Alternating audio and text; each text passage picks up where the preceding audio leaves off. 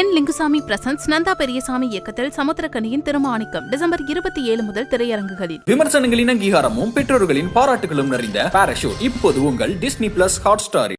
உங்களோட கனவு கிச்சன் உங்க லோ பட்ஜெட்ல.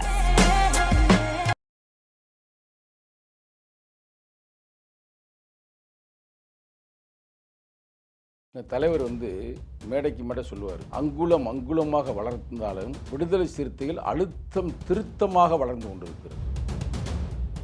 மக்கள் மத்தியில் பெரிய பேசுபடு பொருளானதுக்கும் இந்த அளவுக்கு வளர்ந்ததுக்கும் ஆதவ அர்ஜுன் மிக முக்கியமான காரணமாக இருந்தார்.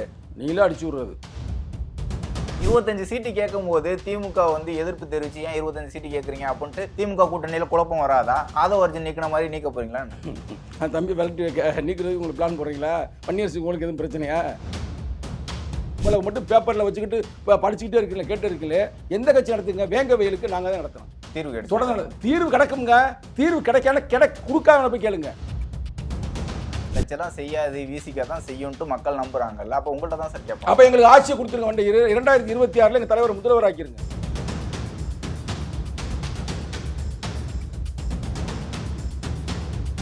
ஐபிசி தமிழ் நேயர்களுக்கு வணக்கம். இன்று நம்முடன் இணைந்திருக்கும் சிறப்பு விருந்தினர் விடுதலை சிறுத்தைகள் கட்சியை சேர்ந்த திரு சங்கத்தமிழன் அவர்கள். வணக்கம் சார். வணக்கம் தம்பி. 2024 மோஸ்ட் வாண்டட் பார்ட்டி அப்படிங்கிற அளவில் விசிகா இருக்குன்னு சொல்கிறாங்க. எல்லாரும் எதிர்பார்க்கக்கூடிய ஒரு கட்சியாக இருக்குன்னு சொல்கிறாங்க. என்ன காரணம் சார்? இதற்கு முன்பு இருந்த வளர்ச்சியை விட அதிகமாக வளர்ந்துருக்காங்க 2024 சொல்கிறாங்க. என்ன காரணம்? தலைவர் மேடைக்கு மட்டும் சொல்லுவார், அங்குலம் அங்குலமாக வளர்ந்தாலும் விடுதலை சிறுத்தைகள் அழுத்தம் திருத்தமாக வளர்ந்து கொண்டிருக்கிறது. நாங்கள் கொள்கை கோட்பாடோடு இயங்குகிறோம். இன்னைக்கு இந்தியாவில் நீங்கள் பார்த்தீங்கன்னா கொள்கை கோட்பாடு அதோடு சேர்ந்து களத்திலையும் போராடக்கூடிய ஒரே கட்சி விடுதலை சிறுத்தைகள். இன்னைக்கு புரட்சி அம்பேத்கருக்கு எதிர்ப்பு வந்ததுமே இந்தியா முழுவதும் போராட்டம் நடந்து கொண்டிருக்கிறது. ரயில் போராட்டம் எங்கேயா நடந்திருக்கா? எங்கள் தலைவர் அறிவிக்கலாம் இல்லை, போய் ரயிலில் மறிங்கடான்னு சொல்லலை. ஏன்? தூத்துக்குள்ள எங்கள் அமைப்பு போய் ஏரோப்ளானே மறிச்சிட்டாங்க. தொடர்ந்து அது மாதிரி மக்களுக்காக நாங்கள் போராடக்கூடிய ஒரு அமைப்பு. நீங்கள் மக்களுக்காக போராடும் பொழுது மக்கள் எங்களை லவ் பண்ண ஆரம்பிச்சிடுவாங்கல்ல. உங்களுக்கு புரியுதா? மக்களுடைய இது என்ன? நல்ல கட்சிடா, நல்ல ஒரு தலைவர்ரா, திருமணம் கூட செய்து கொள்ளாமல் இந்த மக்களுக்காக பாடுபடுகிறார். இன்றைக்கி அம்பேத்கர் ஒரு பிரச்சனை நீ குரல் கொடுக்கிறார். தந்தை பெரியாருடைய நினைவு நாள்னா அதுக்கான வெறும் அவரை மாலையிடுவதை விட அவருடைய கருத்துக்களை பரப்பி கொண்டிருக்கிறார். அப்போ ஒரு நல்ல மக்களுக்கான ஒரு கட்சி, அந்த கட்சி வளர்ந்து வரணும் அப்படின்னு மக்களுடைய ஒரு ஆதரவோடு இன்னைக்கு தமிழகத்தில் மாநில கட்சியில் 3வது பெரிய கட்சி விடுதலை சிறுத்தைகள். திமுக, அதிமுக, விடுதலை சிறுத்தைகள். நாம் தமிழர் தான் சார் 8% வச்சுருக்காங்க. சதவீதம் அல்ல, 2 MP, 4 MLA. அப்படி கணக்கில் பார்த்தா என் கட்சி தான் 3வது கட்சி, 3வது பெரிய கட்சி. காங்கிரஸ் கட்சி ஏன்னா நான் சொன்னது மாநில கட்சி. அதெல்லாம் கவனமாக கவனிக்கணும். தேசிய கட்சி பேசவே முடியாது. தேசிய கட்சி இன்னைக்கு இருக்குது, நாளைக்கு இல்லாமக்குள்ளே போகும். ஒரு காலத்தில் பிஜேபி 0, அவர் 2 MP, இன்றைக்கி ஆட்சியை தொடர்ந்து பிடிச்சிருக்கிறாங்க. நாளைக்கு திருப்பி 0 ஆயிடுவாங்க. அதை பேச முடியாது. மாநில லெவலில் இன்னைக்கு ஒரு 3வது பெரிய கட்சி. மக்கள் மத்தியில் பெரிய பேசுபடு பொருளானதுக்கும் இந்த அளவுக்கு வளர்ந்ததுக்கும் ஆதவ அர்ஜுன் மிக முக்கியமான காரணமாக இருந்தார். ஆனால் அவர் 6 மாதமாக நீக்கினீங்க, அதன் பிறகு அவர் வெளில போயிட்டாருன்னு சொல்கிறாங்க. அது என்ன காரணம்? நீங்களே அடிச்சு விடுறது. ஏங்க, ஆதவ அர்ஜுன் தம்பி இப்போ வந்தார், இருந்தார், அரசியலை படிச்சுக்கிட்டாரு, போயிட்டாரு. அவ்வளோதான். பாடமாக நடத்திக்கிட்டு இருக்கீங்க விசிகாவில். எனக்கு ஆமாங்க, நாங்கள் பயிற்சி வகுப்பு நடத்திக்கிட்டு இருக்கிறேன். அண்ணன் சீமான் எங்கே படித்தவர் நினைக்கிறீங்க? அண்ணன் மேடைக்கு மட்டும் பேசுவார், நான் படித்தது விடுதலை சிறுத்தைகள் பாசறை, திருமாவளவன் பாசறை சொல்கிறாங்க. தனி கட்சி ஆரம்பிச்சு போயிட்டாரு. அதே மாதிரி ஆதவ அர்ஜுன் போகட்டுங்க. இதில் என்ன இருக்குது? 1000 பூக்கள் மலரட்டுமே. மலர்ந்து அவங்களுக்கு என்ன பிரச்சனை? நாங்கள் ஜனநாயக ரீதியான கட்சிங்க. அப்புறம் நாங்கள் அப்படியே இளைஞர்கள் மத்தியில் போனது இங்கே தொடர்ந்து விசிகா பேசிக்கிட்டு இருந்தாலும் ஆட்சியில் பங்கு, அதிகாரத்தில் பங்கு அப்படிங்கிறத அழுத்தமாக பேசினது ஆதவ அர்ஜுன் தான். நல்லதான் பேசிட்டுமே, நான் ஒன்றும் தப்பாக சொல்லு, நான் தான் பாராட்டினேன். அப்புறம் ஏன் சார் வெளியில் அனுப்பிட்டீங்க அப்படின்னு சொல்கிறோம்? அவராக போயிட்டாருங்க, நாங்கள் யாரும் அனுப்பலைங்க. நாங்கள் அவரை ஒரு இடைநீக்கம் தான் செய்திருந்தோம். அந்த இடைநீக்கத்தில் அவர் ஒழுங்காக அமைதியாக இருந்து விட்டு திருப்பி சேர்ந்துருக்கலாம். அவர் இல்லைப்பா நான் போகிறேன்னு போயிட்டார். போயிட்டு கூட நேற்று கூட பேட்டி கொடுத்துருக்க ஒரு தொலைக்காட்சியில், உங்களை மாதிரி ஒரு பெரிய தொலைக்காட்சியில், எங்கள் அண்ணன், எங்கள் தலைவர்ன்னு இருக்கிறாப்புல. அதுதான் எங்களுடைய பற்று. இப்போ நீங்கள் இப்போ வெளியில் போய் பார்த்தீங்கன்னு வச்சுங்களேன், ஜனநாயக சக்திகள், தோழமை சக்திகள், பெண்கள் எல்லாருமே விடுதலை சிறுத்தைக்கு ஒரே ஆதரவு. ஒரு காலத்தில் வெறும் தலித்து அமைப்புன்னு இருந்த கட்சி இன்னைக்கு தலித்து அல்லாதோர் மத்தியில் ஒரு பெரிய ஒரு பேசும் பொருளாக மாறிக்கொண்டிருக்கு. ஆரம்ப காலகட்டத்தில் எங்களுக்கு அப்பயே மக்கள் சக்தி இருந்துச்சு. விடுதலை சிறுத்தை சேர்த்தோம்னா ஓட்டு போட மாட்டாங்கப்பா, அதெல்லாம் சிக்கல்ப்பா அப்படின்ற ஒரு காலம் இருந்துச்சா இல்லையா ஆரம்ப காலகட்டத்தில்? ஆனால் இன்றைக்கி அப்படி இல்லையே. விடுதலை சிறுத்தை சேர்த்தா ஓட்டே போடுவாங்க. விடுதலை சிறுத்தையில் சேர்த்தா நம்ம வெற்றி பெற முடியும். அப்படின்னு அவன் எல்லாம் பரப்பிட்டு வந்துருக்காங்கல்ல. இல்ல விசிகா கட்சியினரோட கருத்தும் அதே மாதிரி கட்சியோட கருத்தும் தான் அவர் பேசினாரு. ஆட்சியில் பங்கு அதிகாரத்தில் பங்குன்னு சொன்னதா இருக்கட்டும், துணை முதலமைச்சரா ஏன் ஒரு தலித்தை கொண்டு வரல அப்படின்னு சொன்னதெல்லாம் விசிகாவோட கருத்து தான். இருந்தாலும் கூட்டணிக்காக வந்து அவரை வெளியேற்றிட்டீங்க அப்படின்னு சொல்றாங்க. பிரதர், எங்களெல்லாம் வந்து யாரும் வந்து கூட்டணி சொன்னாங்க, அவன் சொன்னா இவன் சொன்னா நாங்கள் செய்ய மாட்டோம் பிரதர். ஏற்கனவே நான் வந்து எங்கள் தலைவர் சொன்ன டயலாக்கை நான் உங்கள் தொலைக்காட்சி சொல்லியிருக்கிறேன், திருப்பி சொல்ல வைக்கிறீங்களா? எங்கள் தலைவர் தேசம் காப்போம் மாநாடு ஒரு கருத்து சொன்னார் தெரியுமா? இன்னைக்கு பல கடவுள் வந்து பயணம் பண்ணுறதுக்கு பல வந்து விலங்குகளை வைத்திருக்கிறார்கள். இப்போ ஃபார் எக்ஸாம்பிள் வந்து இப்போ முருகரை நம்ம பார்க்குறோம், அவர் இதில் இருப்பார், மயில் பார்த்துருக்கீங்களா? மயில் திரிவார், பயங்கரமான ஆள். அதே மாதிரி இப்போ வந்து இவர் இருக்கார், யார் நம்ம ஐயப்பன் கடவுள் இருக்கார்ல, இப்போ எல்லாம் மாலை போட்டிருக்கிறாங்க. அவர் வந்து இதில் போவார், டைகரில் போவார், தெரியுமா தெரியாதா? அவன் யானையில் ஒரு சாமி போகும், யானையில் எல்லா சாமியும் பயணிப்பாங்க, தேவைக்கு தகுந்த மாதிரி போவாங்க. அதே மாதிரி சிங்கம் இருக்குது பாருங்க, லயனில் போகிறது அந்த தேவி பராசக்தி போகும். நீ எங்கேயா பார்த்துருக்கீங்களா சிறுத்தை மேலே சாமி பயணிச்சிருக்க பார்த்துருக்கீங்களா? சிறுத்தை மேலே சாமியே பயணிக்க முடியாது, அப்புறம் ஆசாமிகளை பயணிப்பாங்க, ஆசாமிகளை நெருக்கடி கொடுப்பாங்க. யார் நெருக்கடியும் இல்லைங்க. அந்த தம்பி கொஞ்சம் வாய்ஸ் சவுடால் பேசிட்டாப்புல, ரைட்டா? சவுடால் பேசக்கூடாது தம்பி அப்படின்னு ஒரு 6 மாதம் இடைநீக்கம். அந்த இடைநீக்கத்தை அவர் பொறுத்துக்கிட்டு அப்படி இருந்து வந்திருக்காங்க. மன்னராட்சி சொன்னதா சார்? மன்னராட்சி ஒழிப்போம் 2026 அப்படின்னு சொன்னதா? பிரதர், மன்னராட்சின்னா இப்போதான் உங்களுக்கு தெரியுதா? நான் கேட்குறேன் உங்கள்கிட்ட. அவன் கேட்பான்ல, கேள்வி கேட்குறான், நான் கேட்கல தம்பி, என்ன மாட்டி விட்றாரு, எதிர் கேட்குறான்ல. என்ன மன்னராஜின்னு ஒரு இப்போதான் தெரியுமா? அவர் மூலம் வந்து ஐடிவியில் போய் அங்கே வேலை பார்க்கலையா? அங்கே வேலை பார்க்கும்போது அவர் யாருன்னே தெரியாது, அவ்வளோ உயரமாக இருந்தார். யாருமே தெரியாது. யார் சார் எங்களுக்கு வந்த பிறகு துணை பூச்செல்லாம் ஏன் சார் கொடுத்தீங்க? இப்போ எங்கள்கிட்ட வந்த பிறகு ரொம்ப ஃபேமஸ் ஆகிட்டாரு, ரைட்டா? பட்டி தொட்டிலாம் இப்போ பேச ஆரம்பிச்சு ஏன்ட்ட கேட்குறாங்க. இப்போ நீங்களே கேட்குறீங்க, அவர் ஸ்டோரி முடிஞ்சு போச்சுன்னு நம்ம நினச்சிக்கிட்டு இருக்கும்போது இப்போ அவர் ஸ்டோரியை நீ ஆரம்பித்து வைக்கிறீங்க. அப்போ இவ்வளவுக்கு பேசும் பொருள் ஆகியிருக்காருன்னா எங்கே வந்த பிறகு, விடுதலை சிறுத்தையுடைய வெளிச்சம் கிடைத்த பிறகு அவர் பேரும் புகழும் அடைந்திருக்கிறார். இன்னைக்கு கூட பேட்டி எடுக்கிறாங்க. சிறப்பு யாரும் ஒன்றும் மாற்று கருத்து இல்லை, கரெக்டா? ஆனால் நாங்கள் வெளியேற்றினா நாங்கள் அனுப்பிவிட்டோம் அப்படின்னு கருத்து சொல்லாதீங்க. அதே எங்களை வந்து அனுப்புவதற்கு அழுத்தம் கொடுத்தார்கள்னு சொல்லாதீங்க. நாங்கள் யாருடைய அழுத்தத்திற்கும் பயந்து கட்சி நடத்தலை, நாங்கள் மக்களுக்காக கட்சி நடத்தி கொண்டு இருக்கிறோம். அது யாரும் சொல்லி யாரையும் நாங்கள் தூக்க மாட்டோம், அது யாரும் சொல்லி நாங்கள் யாரையும் சேர்க்க மாட்டோம். நாங்கள் கொள்கை சார்ந்து கோட்பாடு சார்ந்து யார் வந்தாலும் சரி, உங்களை மாதிரி நெறியாளர்கள் வந்தாலும் சரி நாங்கள் சேர்த்துக்கொள்வோம். உள்ள பல நெறியாளர்கள் எங்களை நோக்கி வந்து கொண்டு இருக்கிறார்கள். 2024 விசிக நடத்திய வெல்லும் ஜனநாயக மாநாடு அதுவாக இருக்கட்டும், அதே மாதிரி மது ஒழிப்பு மாநாடு அதுவாக இருக்கட்டும், இரண்டுக்குமே வந்து பெரிய அளவில் சப்போர்ட் பண்ணது ஆதவ அர்ஜுன் தான் அப்படின்னு சொல்கிறாங்க. பிரதர், இப்போ தான் நீ ஓவராக பேசுகிறீங்க. இது வரைக்கும் நல்லா தான் பேசிக்கிறீங்க, உங்கள் வேலையை காட்டுறீங்க பார்த்தீங்களா? நீங்களே தான் சொல்லுங்க, வேலையை ஆரம்பிச்சிட்டீங்களா? இது வரைக்கும் நல்லா தான் வண்டி ஓடிக்கிறீங்க, இப்போ வண்டியை வந்து ட்ராக்கை மாற்றுறீங்க. வெல்லும் ஜனநாயக மாநாடுலே பொறுங்க பிரதர், இப்போ பொறுங்க பிரதர், பொறுங்க. இப்போதான் நீ மாட்டிக்கிட்டீங்க, பொறுங்க. இப்படி தான் எல்லாரும் கேள்வி கேட்குறது, பொறுங்க. விடுதலை சிறுத்தையில் ஆரம்பிச்சதுலேருந்து சொன்ன மாநாடு நடத்தின மாநாடு போன சொல்லட்டுமா? எல்லாமே வரலாற்று சிறப்புமிக்க மாநாடு. கட்சி ஆரம்பித்த பொழுதுலேயே அந்த காலகட்டத்திலேயே வாக்குரிமை மாநாடுன்னு நாங்கள் நடத்தினோம், வட்டமேச மாநாடு நடத்தினோம். எங்கே? நாங்கள் பிறந்த மதுரை மாவட்டம் மேலூரில். அதே மாதிரி இவர் இருக்கார்ல, யார் நம்ம ஐயா ராமதாஸ் ஐயா, அவருக்கு வந்து நாங்கள் பட்டம் கொடுத்தோம் தமிழ் குடிதாங்கின்னு. அதுக்கு கூட்டம்லாம் நீங்கள் பார்த்தீங்கன்னா மிரண்டு போயிருவீங்க. அதுக்கடுத்து வந்து திண்ணியத்தில் வந்து மலத்தை திணிச்சிட்டாங்க, பல லட்சம் பேர் திரண்டாங்க. அப்படி இங்கிலீஷ் பேப்பர்லாம் வந்துருச்சு, எப்படா பல பேர் கூடுனாங்க அப்படின்னு. அப்புறம் டாக்டர் கலைஞர் மு கருணாநிதி ஐயா இருந்த காலத்தில் எழும் ஈழம் அப்படின்னு மாநாடு நடத்தின எங்களுக்கு பாராட்டினார். உங்களுக்கு தெரியுமா அந்த விஷயம்லாம்? அடுத்து கருத்துரிமை மாநாடு நடத்தினா, கருத்தே பேசக்கூடாதா, பேசினா தொட்டா கட்டால தூக்கி போட்டுரும்னு இந்த அம்மா இரும்பு பெண்மகன் சொன்னாங்க, தூக்கி போட்டாங்க. அப்போ நடத்தின கருத்துரிமை யார் வாயெடுத்து கிடந்தாலும் விடுதலை சிறுத்தையில் வாயெடுத்து கிடக்க மாட்டோம் கருத்துரிமை மாநாடு. அடுத்து டாக்டர் கலைஞர் மு கருணாநிதி திருப்பி வந்தார்ல, அப்போ ஒரு மாநாடு நடத்தின 2010 வருஷத்தோட சொல்றேன் பாருங்க. என்ன மாநாடு தெரியுமில்ல? தமிழர் இறையாண்மை மாநாடு. தாயகம் தேசியம் தன்னாட்சி வெல்வோம், அதுவே தமிழர் இறையாண்மை உலகுக்கு சொல்லுவோம். தமிழர்களுக்கு ஒரு இறையாண்மை இருக்குன்னு சொல்லி நாங்கள் பிரகடனப்படுத்தினோம். எத்தனை மாநாடுங்க? கல்விக்கு உரிமை மாநாடு. கல்வியை பூரா சாராய கடையை பூரா அரசாங்கம் வச்சிருப்பானா, கல்வியை பூரா பிரைவேட் ஆக்குவானா? கல்வி உரிமை மாநாடு நடத்த சொன்னோம், நடத்தின. எங்க? கோயம்புத்தூர்ல மழை பெஞ்சுக்கிட்டு இருந்துச்சு. இப்போ பார்த்துருப்பீங்க, மழை அப்படியே சோன்னு பெய்யுது. எங்கள் தலைவர் பேசுகிறார், ₹1 அலைய போகலை. எத்தனை மாநாடு? 1ஆ 2ஆ?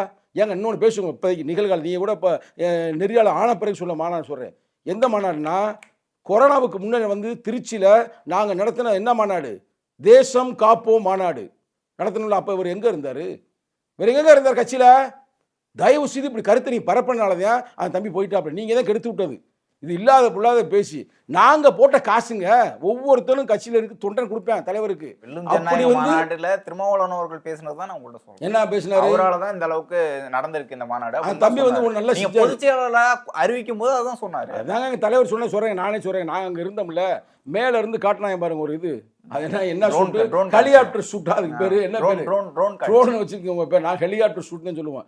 அதில் வந்து எடுத்து தம்பி போட்டு விட்டாப்புல, ரைட்டா?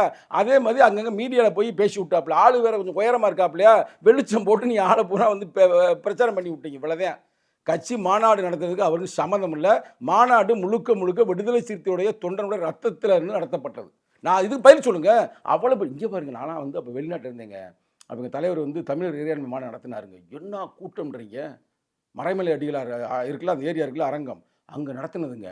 நீ வாட்டு சும்மா அடிச்சு விட்றீங்க. அவர் வந்து என்னாருன்னா வந்தார், கொஞ்சம் கட்சியில் இருந்தார், ஜனநாயக சக்தி, தோழமை சக்தி, அவர் நான் தெளித்து அதெல்லாம் பாராட்டுறேன். வாயை மட்டும் கொஞ்சம் அடக்கி இருந்தாருன்னா நீங்க நல்ல ஒரு பொசிஷன் வந்து ஆட்சியில் பங்கு அதிகாரத்தில் பங்குன்னு சொல்றது தான் மறுபடியும் நீங்க மற்ற பொதுச்செயலாளரும் கேட்டுட்டு தான் இருக்காங்க. இப்போ வன்னியரசு அவர்கள் சொல்லியிருக்காங்க 25 சீட்டு கேட்போம் அப்படிங்கிற மாதிரி சொல்லியிருக்காங்க. ஆனா திமுகவில் பொது தொகுதியை கேட்டு இந்த முறையை கொடுக்கல தானே சார்?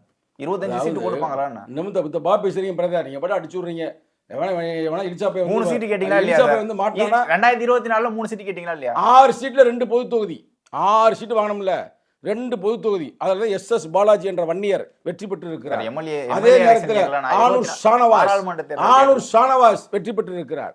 நாங்கள் 3 சீட்டு கேட்டது உண்மைதான், கரெக்டா? 2 சீட்டு தான் கொடுத்தாங்க.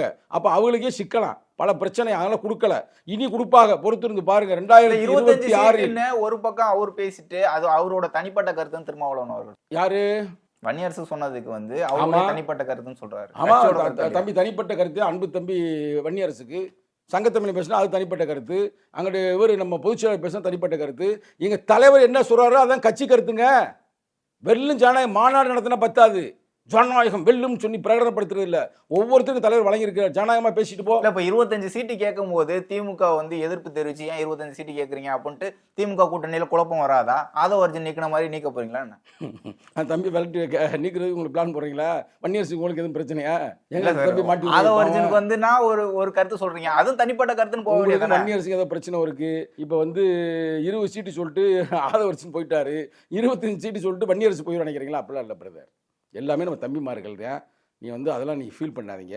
அவர் வந்து ஒரு இதில் சொல்லியிருக்காரு, தொண்டர்களுடைய விருப்பத்தை அவர் அடிச்சு விட்ருக்காரு, ரைட்டா? அடிச்சு விட்டதுல தப்பு இல்லை. இப்போ நாளைக்கு நான் வேணா 26 சீட் கேட்கட்டுமா? அப்படிலாம் இல்லை பிரதர். அவங்க கேட்டுட்டு போகலாம், ஆனால் கொடுக்குறாலும் அவங்க, ரைட்டாக? கேட்குறாலே எங்கள் தலைவர். இப்போ உங்களுக்கு ஒரு வரலாறு சொல்லட்டுமா? இவங்க 6 சீட்டு கொடுத்தாங்க பார்த்தீங்களா? முக்கியமான வரலாறு உங்கள் தொலைக்காட்சி தான் இப்போ முதல்ல சொல்ல போகிறேன். 6 சீட்டு கொடுக்கும்போது விடுதலை சிறுத்தையோட இளைஞரணி ஏற்றுக்கல. நீ உண்மையில அந்த நேரத்தில் டிவி பார்த்தீங்கன்னா உங்களுக்கு தெரியும்.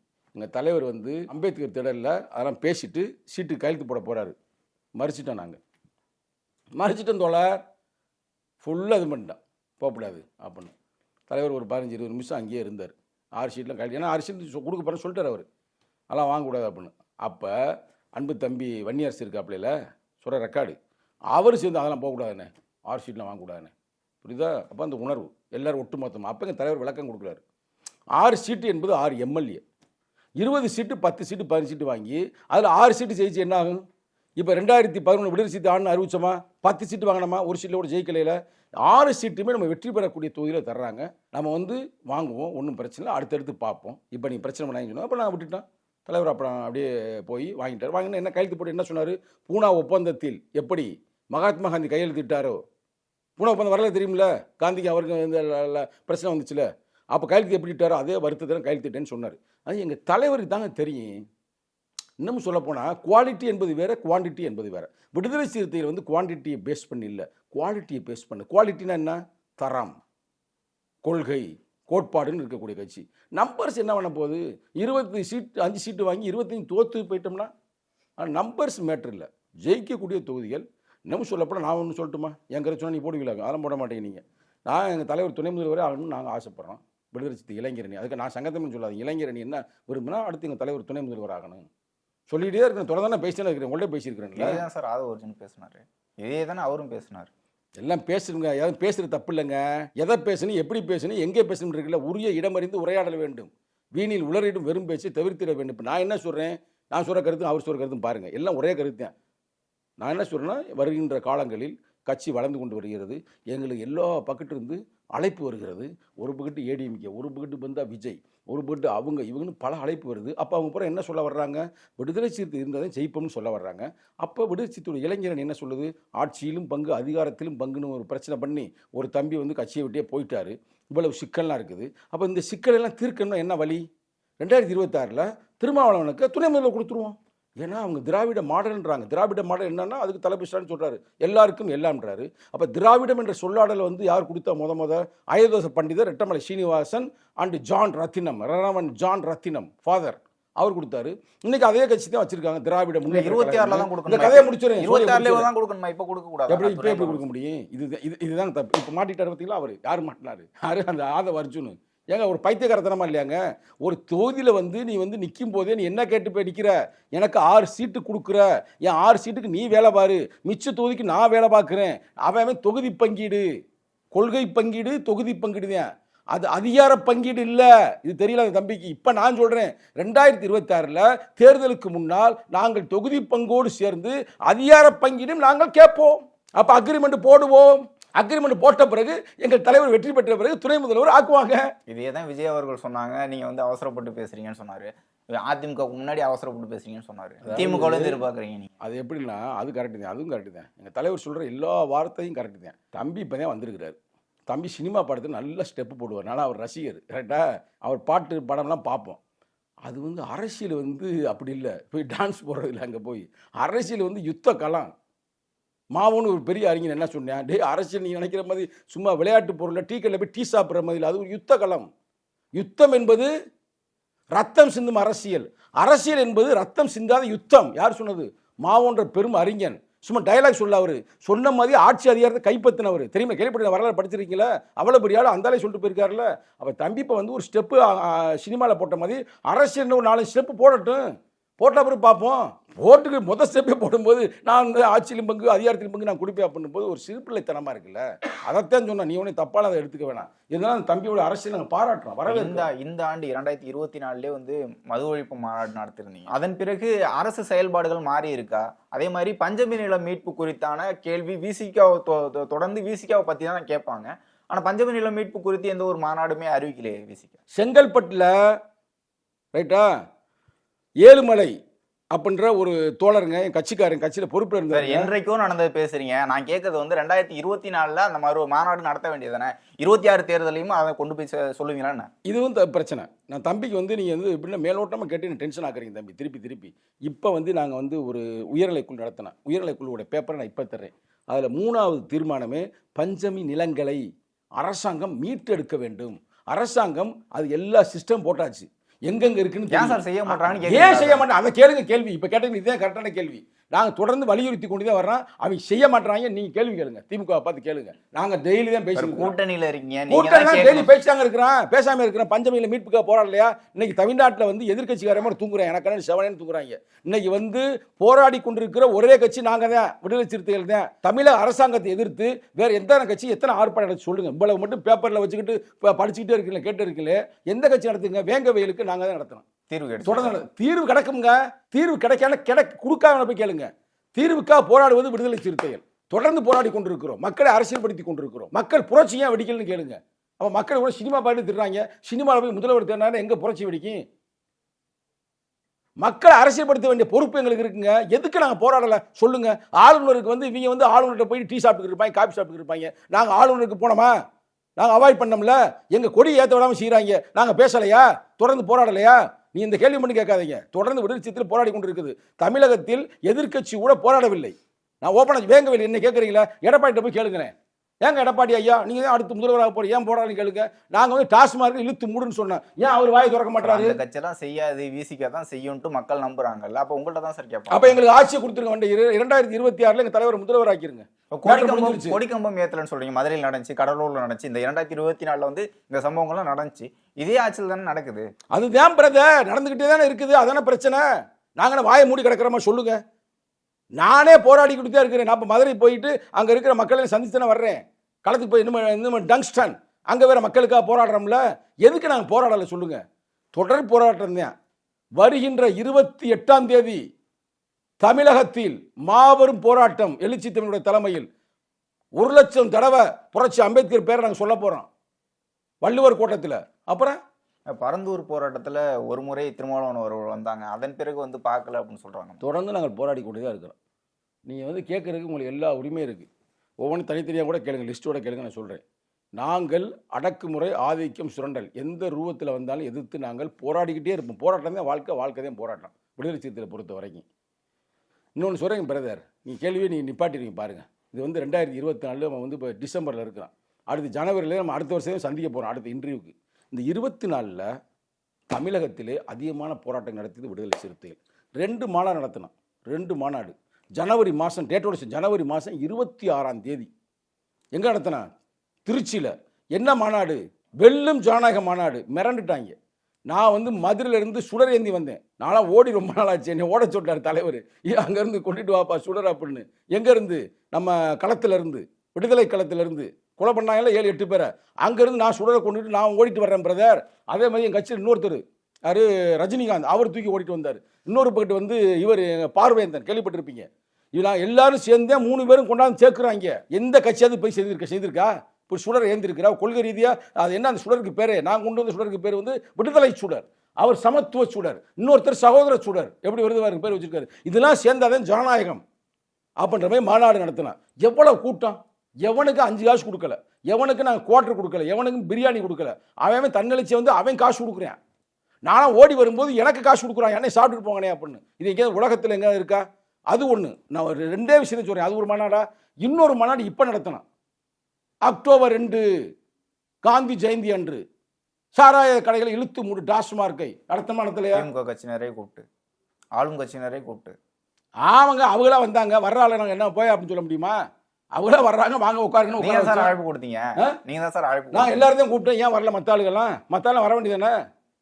நீ அதை கேள்வி வைக்க மாட்டீங்க, வந்தாலும் விரட்டி விட சொல்றீங்களா? 2024 பல்வேறு சாதிய படுகொலைகள் நான் இன்னும் முடிக்கல. நீ அடுத்து ஜம்ப் ஆறீங்க. அப்ப தமிழ்நாட்டில் இவ்வளவு பெரிய மாநாடு, 2 மாநாடு நடத்தின ஒரு கட்சி பேரை சொல்லுங்க பிரதர். இப்ப நீங்க சொல்லுங்க, ஏதாவது ஒரு கட்சி பேர் சொல்லுங்க. 2 மாநாடு, வெற்றி மாநாடு அடிச்சுடப்படாது. சேலத்துல ஒரு மாநாடு, ஆமா, அவங்க மாநாடு நடத்துறாங்க. அந்த மாநாடு எப்படி நடந்துச்சு, என்ன நடந்துச்சுன்னு ஏன் வாயில சொல்ல முடியாது, கூட்டம் இருக்கிறனால. அது பொதுமக்களுக்கு தெரியும். நான் சொல்றது வெற்றி மாநாடு, வெற்றி பெற்ற மாநாடு. தமிழகத்திலே நடத்திய ஒரே கட்சி விடுதலை. 2 மாநாடு. இது போக 52 ஆர்ப்பாட்டம். இந்த கட்சி ஆட்சிக்கு வந்த பிறகு, திமுக ஆட்சிக்கு வந்த பிறகு, இந்த போன வருஷத்துல மட்டும் ஏறக்குறைய 18 ஆர்ப்பாட்டம் எங்க தலைவர் தலைமையில். ஏன் தலைமையிலேயே நானே போய் கோயம்புத்தூர்ல ஒரு ஆர்ப்பாட்டம் பண்ணேன், மதுரையில 4 ஆர்ப்பாட்டம் பண்ணேன். ஏன் சத்துக்கு? அப்ப யோசித்து பாருங்க, யாரை எதிர்த்து? ஆளுங்கட்சி எதிர்த்து என் கூட்டணியில் இருந்தாலும். இது மாதிரி ஏதாவது ஒரு கட்சி நடத்துது சொல்லுங்க. எடப்பாடி எங்க போயிட்டு எங்க தூங்கி இருக்காரு சொல்லுங்க. மத்த கட்சி அண்ணாமலை எங்க வெளிநாடு சாதிய படுகொலைகள் நிறைய நடந்துச்சு. முக்கியமா ஆம்ஸ்ட்ராங் அவர்களோட படுகொலை நடந்துச்சு. நீலம் பண்பாட்டு மையம் பாரஞ்சித் அவர்கள் ஒரு நினைவேந்தல் நடத்திருந்தாங்க. அதுல போய் விசிக பங்கேற்க வேண்டாம் அப்படின்னு திருமாவளவன் அவர்கள் தான் பேசுறாங்க. அந்த பஞ்சாயத்து அப்பயே முடிச்சிட்டோம். என்ன பஞ்சாயத்தை எழுப்பிடுறீங்க? 2024 நடந்ததா சார்? அந்த 2024 ரஞ்சித் வந்து ஒரு இது நடத்தினாரு. ரைட்டா? எதுக்கு நடத்தினாரு? அவரு அண்ணன் தான் ஆம்ஸ்ட்ராங்குடைய கொலை இது கண்டித்து நடத்திட்டார்ல. Right, okay. அதுக்கடுத்து அவர் என்ன பண்ணியிருக்காருன்னு கேளுங்க. அதுக்கடுத்து நடத்தினார்லங்க ஒன்று. அதுக்கடுத்து எதுவும் பண்ணாரா? நாங்கள் தான் நேரடியாக நெருக்கடி கொடுத்துருக்குறோம் அரசாங்கத்திற்கு. அதுக்கு முன்னாடி இழுத்து மூடிட்டு பார்த்தாங்க. நாங்கள் சொன்ன பிறகு தான் ஃபுல்லாக வந்து யார் என்ன ஏது எத்தனை பேர் மாட்டினாங்க. ஒருத்தனா 2 பல பேர் இன்றைக்கி வந்துருக்குறாங்க. சிக்கல் இப்போ கூட எங்கள் தலைவர் என்ன சொல்கிறாரு, இப்போ கூட இன்னமும் எங்களுக்கு இதில் சந்தேகம் இருக்குது. ஏன்னா இதில் முதல் குற்றவாளி என்று சொல்லப்படுகின்ற அந்த குறிப்பிட்ட பேர் யாருன்னு உங்களுக்கு தெரியும், மக்களுக்கும் தெரியும். அவரும் ஆம்ஸ்ட்ராங் ஒரே சமூகத்தை சார்ந்தவர்கள். அவர் என்ன சொல்றாரு, நான் எதுக்கு செய்கிறேன் அவரை போய், எனக்கு என்ன இது இருக்கு சொன்னார சொல்லையா? அப்போ எங்களுக்கு இன்னும் அதுக்குள்ள சந்தேகம் இருக்கு. இன்னும் சந்தேகம் இருக்கு பிரதர். விசாரணை கேட்டா வேணான்றீங்க பிரதர். இன்னமும் சந்தேகம் இருக்கு. எங்களுக்கு என்ன சந்தேகம் இருக்குன்னா, அந்த ஒருத்தைய வந்து ஆட்டையை போட்டாங்கல்ல, ருத்ரா, கேள்விப்படல. அந்த குரூப்பு தான் எதில் இன்வால்வ் ஆயிருக்குன்னு எங்களுக்கு இன்னும் வரைக்கும் டவுட் இருக்கு. சரியா? வாய மூடிலாம் கிடக்கல. தொடர்ந்து நாங்கள் எப்படி வலியுறுத்த முடியுமோ அப்படி வலியுறுத்தி தான் பண்ணிக்கிட்டு இருக்கிறேன். உண்மை குற்றவாளியை வந்து கண்டுபிடிச்சு சிபிஐ விசாரணை வேணும்னு கேட்கும் போது மாநில அரசை நல்லா பண்ணணும்னு தான் திருமாவளவன் அவர்கள் சொல்றாங்க. ஆமாங்க, நாங்கள் சொன்ன பிறதாங்க இவ்வளவுக்கு இப்போ வந்து கண்டுபிடிச்சிட்டு வந்திருக்கிறாங்க. எத்தனை பேர் வந்தாங்க புதுசா. அன்னைக்கு சிம்பிளாக முடிச்சாங்க இல்லை, இது சும்மா வந்து பள்ளின்னா பிறகு தானே இப்போ சொல்கிறாங்க இவ்வளவு பிரச்சனைன்னு சொல்கிறாங்கல்ல. நாங்கள் வந்து இதில் போராட்டம் நடத்தவில்லை என்றாலும் கூட, அதில் கலந்து கொள்ளவில்லை என்றாலும் கூட, அவர் தம்பி அவர் சத்துக்கு தகுந்த மாதிரி செய்கிறாரு. அதை ஒன்றும் நாங்கள் தவறாக சொல்ல, கொச்சைப்படுத்தலை. ஆனால் நாங்கள் எங்களுக்கு வந்து அவர் வந்து எங்களுடைய எப்படி சொல்ல போனால் ரொம்ப நெருங்கிய வந்து உறவுக்கார் மாதிரிங்க ஆம்ஸ்ட்ராங்ன்றவர். இன்னமும் நீங்களாம் அதெல்லாம் விட்டு மேலே போயிருக்கலாம், வெளியில் வந்திருக்கலாம். நாங்களும் இன்னமும் அதை நினச்சி ரொம்ப வருத்தத்தில் தான் இருக்கிறோம். இன்னமும் சொல்லப்போனால் எனக்கு நேரடியாக ரொம்ப நெருங்கியவர். 2024 திருமாவளவன் அவர்கள் பேசிய பிறகு சர்ச்சையான விஷயங்கள்ல ஒண்ணு இடஒதுக்கீடு, உள் இடஒதுக்கீடு பத்தி பேசினாரு. அது வந்து அருந்ததியருக்கு எதிராக பேசுறாரு அப்படிங்கிற மாதிரியான ஒரு சர்ச்சை வந்துச்சு. அதுக்கு உங்களுடைய பதில் சொல்லுங்க. அதெல்லாம் தேவையில்லாத கொஸ்டின். யார் உங்களுக்கு இந்த கொஸ்டின்லாம் கொடுத்தது? சார் நடந்துச்சா பிரதர் வரேன் பிரதர், முதல்ல அதை உங்களுக்கு புரிய வைக்கணும்ல. ஏங்க இடஒதுக்கீடு பிரச்சனையில் எங்கள் தலைவர் வந்து அருந்ததி மக்களுக்கு எதிர்ப்பா எங்கன்னா வார்த்தை சொன்னாரா? மத்தாலும் சொல்லியிருப்பாங்க 1000 பேர் கட்சியில் 2ஆம் கட்ட தலைவர்கள். அவன் சொன்னதுக்கெல்லாம் நான் பதில் சொல்லியிருக்க முடியாது. எங்கள் தலைவர் தாங்க வந்து அருந்ததி மக்களுக்கு இடஒதுக்கீடு கிடைப்பதற்கு போராடினவர், வாங்கி கொடுத்தவர். இன்னும் சொல்ல போனால் ஆரம்ப காலகட்டத்தில் எங்க டாக்டர் கலைஞர் மு கருணாநிதி இருந்தார் பார்த்தீங்களா, அவர் அந்த சிஸ்டம் கொண்டு வரும்பொழுது முதலில் கையெழுத்திட்டது யார்? எழுச்சி தமிழர். இடஒதுக்கீடு பிரச்சனையில் அருந்ததி மக்களுக்கான இடஒதுக்கீடை நாங்கள் வரவேற்கிறோம். 3 விழுக்காடு, எந்த மாற்று கருத்தும் இல்லை. உங்களை மாதிரி நெறியாளர்கள் குழப்பி அதுக்கு பதில் மாற்றி விட்டாங்க. அதான் பிரச்சனை. அதில் எந்த பிரச்சனையும் இல்லை. இப்போ கூட அருந்ததி மக்களுக்கு இன்னும் கூட 6 விழுக்காடு கூட கொடுக்கட்டும். பாவம் நம்மளை கூட கீழே போய் நீங்கள் போய் நம்ம ஓப்பனை கேட்டால் நீங்கள் நொந்து போயிருவீங்க. கேட்கட்டுமா? கேட்கவா? போய் நீ போய் மலை தள்ளுவீங்களா? அவங்க போய் உள்ளே குதிப்பீங்களா?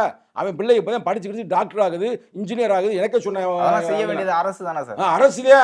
அதுதான் சொல்றேன். அரசு சொன்னதை இப்போ நீ இல்ல நீ கேள்வி பண்ணி கேட்குறீங்களா? அப்போ நான் கேட்போம்ல உங்களை. நாங்கள் எங்கேயும் சொல்ல பிரதர், 3 விழுக்காடு நாங்கள் வந்து தப்பாக சொல்லவும் மாட்டோம். இது அதிகாரப்பூர்வமான கருத்து. சும்மா அந்த கருத்து எங்கள் தலைவருடைய வாய்ஸாவே நான் சொல்லுகிறேன். என்னைக்கு அருந்ததி மக்களுக்கு விடுதலை சிறுத்தை எதிர்ப்பால. ஏன்னா என் கட்சியில் பல பேர் அருந்ததி மக்கள் தான் இருக்கிறாங்க. துணை பொதுச்செயலாளர் இப்போ உங்களுக்கு வன்னியரசு மட்டும் தெரியுது. இன்னொருத்தர் கனியமுதன் மதுரையில் இருக்கிறார். அவர் யாரும் அவரும் துணை பொதுச்செயலாளர் இருந்தேன். அதுவும் சொல்லப்போனால் வன்னியரசுக்கு முன்னாடி இருந்து கட்சியில் இருக்கிறார். அப்புறம் தப்பாக பேசாதீங்க. சரி சார், 2024 முடிய போது இந்த ஆண்டு வந்து பாராளுமன்ற தேர்தல் 6 மாநிலங்கள்லையும் போட்டியிட்டோம் அப்படின்னு சொல்லியிருந்தீங்க. எந்த அளவுக்கு வெற்றி கிடைச்சிச்சு விடுதலை சிறுத்தைகள் கட்சிக்கு? விடுதலை சிறுத்தைகள் என்னைக்குமே வெற்றி தோல்வியை பற்றி நாங்கள் பார்க்க மாட்டோம். களத்தில் நிற்கிறமான்றதே மேட்ரு. ரைட்டா? வெற்றியை மட்டுமே நோக்கி போகிறவன் வியாபாரி தான் போவேன். ஒரு வியாபாரத்தில் இன்வெஸ்ட்மெண்ட் பண்ணுறவன் காசு போட்டிருக்கோம்னா 100 கோடி போட்டிருக்கோம்னா 200 கோடி ஆகுமான்னு பார்ப்பாங்க. நாங்கள் அப்படி இல்லை. விடுதலை சிறுத்தைகளை பொறுத்த வரைக்கும் தேர்தலை வந்து ஒரு பிஸ்னஸாக பார்க்கறது இல்லை. என் கட்சியில் இருக்கிறவன் எவன் வியாபாரி எல்லாம் போராளிகள். ரைட்டா? அப்போ விடுதலை சிறுத்தைகள் வந்து ஒரு வெளி மாநிலம் நிற்கிதுன்னா அப்போ தேர்தலை அரசியல்படுத்துறதுக்கு தான். தேர்தலில் நிற்கிறதே மக்களை அரசியல்படுத்துறதுங்க. தேர்தல் வெற்றியே மக்களை அமைப்பாக்குறதாங்க. வேற ஒன்றும் கருத்து இல்லை. அதனால நீங்க வந்து என்ன சொல்றீங்கன்னா அங்கெல்லாம் நின்றீங்களா என்ன ஆச்சு அப்படின்னு கேட்குற நக்கலா கேட்குறீங்க கேள்வி. அதானே? அங்கே போனால் தோத்து போயாச்சு. ரைட்டா? ஒன்றும் பிரச்சனை இல்லை. வருங்காலங்களில் நாங்கள் ஆட்சியை பிடிப்போம். எப்படி பிடிப்போம்னா அந்த பிஜேபின்னு ஒரு கட்சி இருக்கு பாருங்க. 1980 2 எம்பி. யார் ஜெயிச்சு தெரியுமா? 2 பேர் தான். இந்த இவர் கூடலாம் இல்லை. அப்போ யார் மோடி அமித்ஷாலாம் அப்போ எங்கே டவுசர் மாட்டிட்டு இது விளாண்டிக்கு இருந்திருப்பாங்க, குண்டு விளாண்டுக்கு இருந்திருப்பாங்க. அப்போ ஜெயிச்சது யாருன்னா வாஜ்பாயும் அத்வானி. 2 எம்பிங்க. இன்னைக்கு எப்படி விடுதலை சிறுத்தை 2 எம்பி இருக்கிற பார்த்தீங்களா? எழுச்சி தமிழரும் அண்ணன் ரவிக்குமார். இப்போ கேட்டீங்களா கேள்வி? அவங்க 2 பேரும் தான் இப்போ இருக்கிறேன். நாளைக்கு 2 இதே மாதிரி நாங்களும் 200-300 ஆகும். பொறுத்து இருந்து பாருங்க. 2025ஆம் ஆண்டு விசிகாவோட செயல்பாடுகள் எப்படி? 2025 விடுதலை சிறுத்தையுடைய செயல்பாடு அனலாக இருக்கும். ஆட்சியிலும் பங்கு, அதிகாரத்திலும் பங்கு தான் நாங்கள் பிரச்சாரம் பண்ணுவோம். 2026 தேர்தலுக்காக பயணிக்கக்கூடிய அதை நாங்கள் பிரச்சாரம் பண்ணுவோம் பிரதர். இன்னொன்று வந்து மதுக்கடையை இழுத்து மூடுவதற்காக நாங்கள் தொடர் போராட்டம் நடத்துவோம். பஞ்சமி நிலம் சார்? பஞ்சமி நிலம் இன்று நேற்று இல்லை, தொடர்ந்து பஞ்சமி நிலத்திற்காக போராடுவோம். சாதி ஒழிப்புக்காக போராடுவோம். பெண்கள் விடுதலைக்காக போராடுவோம். மது ஒழிப்பு கூட எதுக்கு நினைக்கிறீங்க? நீங்கள் பாட்டு தண்ணியை போட்டு செத்து போயிருவீங்க. பொண்டாட்டியை போனால் கஷ்டப்படுவாங்க, பிள்ளைய விட்டுருவாங்க, 2 பிள்ளைய கொடுத்துட்டு போயிடுவாங்க. அதுக்காக போராடி பெண்கள் விடுதலைக்காக தான் போராடணும். அப்படி தான் பார்க்கணும். கரெக்டாக? அதே நேரத்தில் சனாதானத்தை வேறு இருக்குன்னு போராடுவோம். சங்கி பயிலில் வந்து தமிழ்நாட்டுக்குள்ளே ஏற்கனவே வரல. இந்தியாவில இருந்து காட்டி தேர்தலுக்கு முன்னாடி கோயிலுக்கு போறீங்களா? எப்படி? இப்ப நீ மாட்டினீங்க. நீ அமைதியா இருக்கணும். கோயிலுக்கு போவது என்பது வந்து சனாதனம் இல்லை பிரதர். கோயில்ன்றது என்ன? நான் இப்போ காலையில் கோயிலுக்கு போனேன், குலதெய்வ வழிபாட்டுத்தியா போயிட்டு தான் வந்திருக்கிறேன். கரெக்டா? இந்த என் மனைவி தான் சொல்லிச்சு இந்த கயிறை கட்டிக்கிறேன்னு. எனக்கு கயிறுலாம் நம்பிக்கை இல்லை. ஆனால் மனைவி சொல்லுதுன்னா ஏதோ ஒரு காரணத்துக்காக சொல்கிறாங்க, ஒரு நம்பிக்கைக்காக சொல்கிறாங்க. இறை வழிபாடு என்பது உன்னை வந்து ஒழுக்கப்படுத்துவது, ஒரு அமைப்பை ஆக்குவது. ஏன் இன்னும் சொல்லப்போனால் புரட்சியாளர் அம்பேத்கர் சொன்ன தத்துவத்தை சொல்கிறேன் கேட்டுக்குங்க. கோயிலுக்கு எதிர்ப்பான மாதிரி நீ பேசிட்டே இருக்கிறீங்க. அப்படி அல்ல. கோயில் வந்து இந்த கலைஞர் சொன்ன மாதிரி கயவர்களின் கூடாரமாக மாறிவிடக்கூடாது என்பதற்காக நாங்கள் போராடி கொண்டு இருக்கிறோம். கோயிலுக்கு என்ன பண்ணுறாங்க? கோயிலுக்காரன் பூரா ஒன்று சேர்ந்துக்கிட்டு சங்கிப்பையெல்லாம் ஒன்று சேர்ந்து மசூதியை போய் இடிக்கிறாங்க.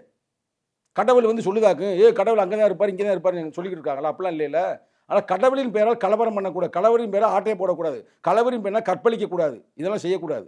இது செய்யாமல் நீ ஒன்றை முறைப்படுத்துவதற்கு நெறிப்படுத்துவதற்கு நீ இயேசுநாதரை போய் கும்பிட்டுனா கும்பிட்டுக்க, நீ வந்து அல்லாஹ் கும்பிட்டுக்க, நீ போய் இங்கிட்டு வந்து யாரும் கும்பிட்டுக்க, ஒன்றும் பிரச்சனை இல்லை, ஒன்றும் தவறு இல்லையே. இவரே சொல்கிறாருங்க. அதாவது எப்படி சொல்கிறாருன்னா, புரட்சி அம்பேத்கர் வந்து மார்க்சியிலேருந்து எங்கே வேறுபடுறாருன்னா, மனிதனை வந்து ஒரு ஒழுங்குபடுத்துவதற்காகத்தான் மதமே இருக்குது. ஆனால் இவர்கள் மதத்தை தவறாக கொண்டு சென்று விட்டார்கள் அப்படின்னு சொல்லித்தான் அவர் வந்து பௌத்தம் தழுவுகிறாரு. பௌத்தம் தழுவிட்டு அவர் என்ன சொல்கிறாருன்னா, உலகத்தில் யாருமே சொல்லலை இப்போ இருக்கிற பௌத்தமே தப்பு, புத்தர் கண்ட கனவு இருக்குது பார்த்தீங்களா, அவர் சொன்ன பௌத்தம் தான் நவயானம், புதிய பௌத்தம்னு ஒரு கொள்கை உருவாக்குறாருல. அதுக்கு கோயில் கும்புறவனை பூரா நீ சங்கி நினச்சிடாதீங்க, அப்படிலாம் வார்த்தை பயன்படுத்தாதீங்க. இளையராஜா கோயிலுக்கு போனால் திட்டுறாங்க சார். நாங்கள் திட்டலைங்க யாரையுமே, அவரை போய் உள்ளே விட மாட்டேறாங்க தான் திட்டுறேன். கோயிலுக்குள்ளே போகக்கூடாது, போகாதே அப்படின்னு நான் சொன்னால் நல்லா அவரை போய் கருவறையில் கூட்டி போங்க தான் நாங்கள் சொல்கிறோம். அங்கே உடனே மதிக்க மாட்டேறான், நீ ஏன் அங்கே போகிறேன்னு கேட்குறேன்.